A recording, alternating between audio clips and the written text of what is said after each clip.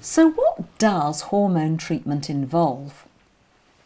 Let's watch Dr. Stafford again explain what hormone treatment is, how it's given, and some of the side effects that can occur. Hormone therapy is not, for prostate cancer, it's not a curative therapy, but what it does, it helps to take the testosterone away, which is your male hormone, which feeds the cancer, exactly. And so we do use hormonal therapy, and it's a very, very effective treatment. And it's very effective on its own, but it's not a cure. Right. But it can be extremely helpful as an additional therapy to other curative treatments. So it has been used with surgery, but we use it an awful lot with radiotherapy when we're trying to cure people up front. Hormonal therapy is something we use a lot of it. We know how we give it. It's primarily an injection, right, which is given into the fat of the tummy, right, and it's usually given once a month.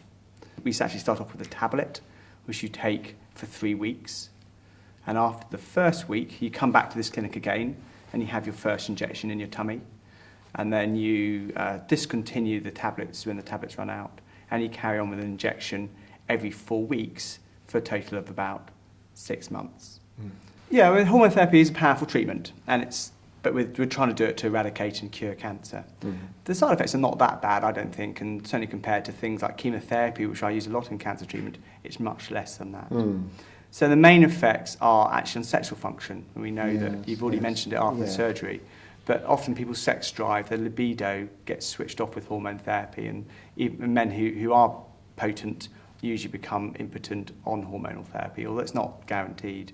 And certainly the way we use it with injections, that nearly always happens. The other side effects are slightly more complex, and often people get hot flushes or sweats, and they're often linked, or so they're similar to maybe female menopausal symptoms. And I know your wife came last time, she's not here today. So often we find that the symptoms are similar to that. And you can get hot flushes, you can get some fatigue, a little bit of tiredness, and sometimes sort of emotional changes, maybe not quite so tolerant of other people, or a little bit more short-tempered, subtle things, but definite things that would hang on None for a few months. of this sounds terribly helpful to one's sort of private life. It's all a bit dramatic. I mean, the change already from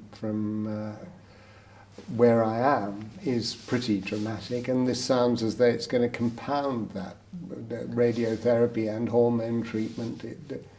Is there anything that can be done for that side of life when you're having all that treatment? Well, so that's a very good question. So again, what can we do to try to reduce the side effects of hormones?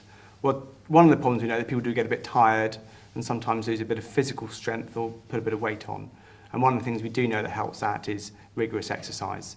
So certainly strong encouragement of physical activity. And some centres have got exercise programs will actually get you doing supervised exercise. The other thing associated, we may be talking about sexual function, and I mean, often quite difficult after surgery anyway, but certainly some of the medications like sildenafil, which is sort of like Viagra can help to maintain sexual function. But you're right, the effect on the libido, the sex drive, is something we're not very good at managing at the moment. So that is something which, for the duration of the hormonal therapy, it would be a side effect you might have to try to cope with. What about work? Because I mean, I'm, as you know, a solicitor. I'm only 62. I had thought that I would probably go on working flat out for a few years yet. I mean, is this going to, do you think, affect my working life? I wouldn't have thought so. The majority of it, I mean, I think the effects of hormonal therapy are not usually as profound as to stop people working. And certainly we would encourage you to be as normal as possible. But there's some memory loss, isn't there? Yeah, some people do mention sort of memory loss or lack of higher sort of mental capacity, maybe difficulty doing crosswords or thinking for long durations of time. I mean, it is something that we would clearly try and work with you, and if you had started the hormone therapy and really were finding it was affecting your mental function, we could maybe change to a different type of hormonal therapy or possibly stop it early. But we've got to remember the reason why we're looking at this is because we're trying to eradicate your cancer. So, hormone treatment reduces the amount of testosterone in your body. It may be given either by tablets or by injection under the skin. Typically, men will receive a 3-week course of tablets known as anti-androgens initially, and then injections given either monthly or 3-monthly. The first injection is given during the initial 3-week course of tablets. The injections are usually given under the skin of the abdomen and can be a bit uncomfortable and lead to some bruising. Hormone treatment can also be given using the anti-androgen tablets alone.